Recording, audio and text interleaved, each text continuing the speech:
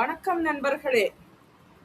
இந்த வீடியோல Microsoft Excel பற்றிய அடிப்படை விஷயங்களை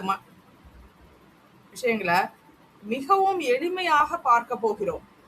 எக்ஸலை எப்படி பயன்படுத்துவது, டேட்டா என்ட்ரி செய்வது, ஃபார்முலாஸ் பயன்படுத்துவது மற்றும் சார்ட்ஸ் உருவாக்குவது போன்றவற்றை ஸ்டெப் பை ஸ்டெப்பாக கற்றுக்கொள்வோம்.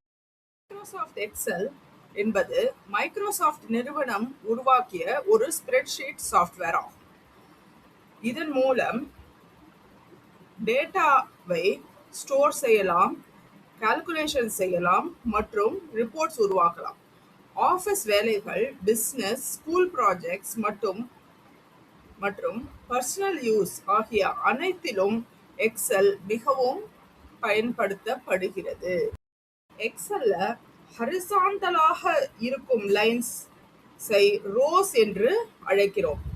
வர்டிகலாக இருக்கும் லைன்ஸை காலம்ஸ் என்று அழைக்கிறோம். இந்த ரோஸ் மற்றும் காலம்ஸ் சேரும் இடம் செல் என்று அழைக்கப்படுகிறது. நாம் டேட்டாவை இந்த செல்ஸில் தான் என்டர் செய்வோம். Video is sponsored by Bymod smart e-shopping app.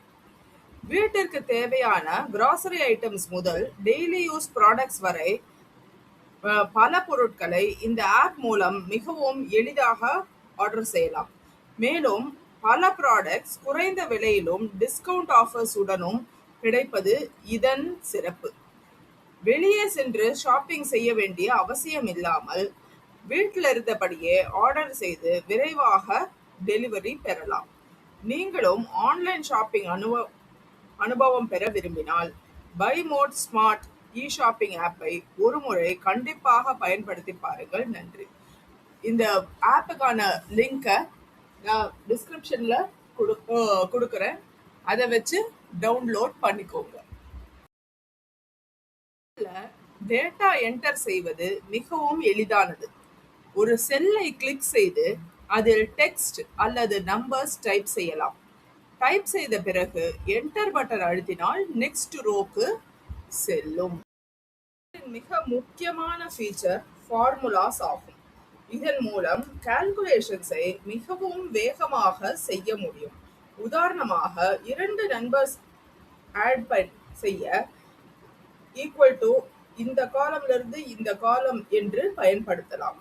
அதே போல சம் ஃபார்முலா மூலம் மல்டிபிள் வேல்யூஸை ஒரே நேரத்தில் ஆட் செய்யலாம். எக்ஸல் நம்முடைய ஸ்ப்ரெட்ஷீட்டை அழகாக மாற்ற ஃபார்மேட்டிங் ஆப்ஷன்ஸ் உதவுகின்றன. ஃபாண்ட் சைஸ் மாற்றலாம், கலர்ஸ் சேர்க்கலாம், பார்டர்ஸ் அப்ளை செய்யலாம் மற்றும் டெக்ஸ்ட் அலைன்மெண்ட் மாற்றலாம். இதனால் டேட்டா பார்க்க ப்ரொஃபஷனலாக இருக்கும். சார்ட்ஸ் மற்றும் கிராஃப் உருவாக்குவதும் மிகவும் எளிது. முதலில் டேட்டாவை கிளிக் செய்து செலக்ட் செய்ய வேண்டும்.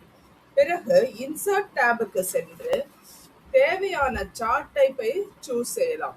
இதனால் டேட்டாவை விஷுவலாக எளிதாக புரிந்து கொள்ள முடியும். முடிந்த பிறகு ஃபைலை சேவ் செய்வது மிகவும் முக்கியம். ஃபைல் மெனுவுக்கு சென்று சேவ் ஆஸ் ஆப்ஷனை செலக்ட் செய்ய வேண்டும். பிறகு ஃபைல் நேம் கொடுத்து எந்த ஃபோல்டரில் சேவ் செய்ய வேண்டும் என்று தேர்வு செய்யலாம். மைக்ரோசாஃப்ட் எக்ஸலின் அடிப்படை விஷயங்கள்.